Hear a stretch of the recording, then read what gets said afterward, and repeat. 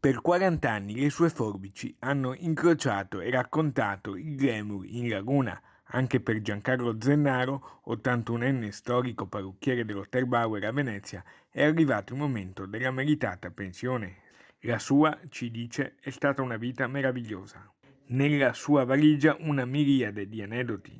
La mia vita al Bauer è stata, guardi, stupenda perché per la gente, la gente di portineria, mi sono fatto amici e poi la clientela che era internazionale.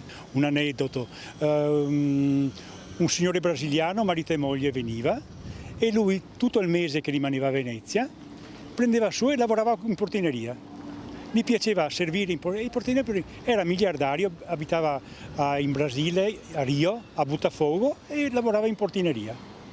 Un altro discorso potrebbe essere in quel periodo un ricco Maharaja viene, prende tutto il piano nobile, bloccano tutto, nessuno può passare, nessuno può andare e lui non si vedevano quasi mai e prima di andare via a tutti quanti quelli che li avevano servito, e le ha regalato un Rolex.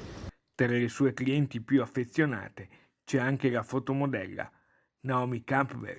Un giorno Naomi arrivò a Venezia e chiese di lui per un taglio, ma una donna stupenda e di una gentilezza unica, che tutti dicono, però mi aveva raccomandato una cosa: non parli, non mi racconti niente, non voglio sapere niente, io voglio alzarmi, stare tranquilla e basta. Io ho fatto come ed è stato un connubio perfetto. Era venuta da Londra e aveva telefonato che l'aereo era in ritardo a Venezia. Mi chiedono se potevo fermarmi in negozio, dunque erano le 8, però alle 10, 10 e mezza hanno telefonato che non arrivavano. Non arrivavano perché dovevano andare prima da Cipriani all'Aris Bar a cena, perché sennò Enrico non avrebbe più dato da mangiare. Allora sono andati prima a mangiare, sono usciti all'1 di notte e praticamente mi ha saldato con una grossa mancia e mi ha detto: guardi, vado a dormire, non ho più voglia di niente.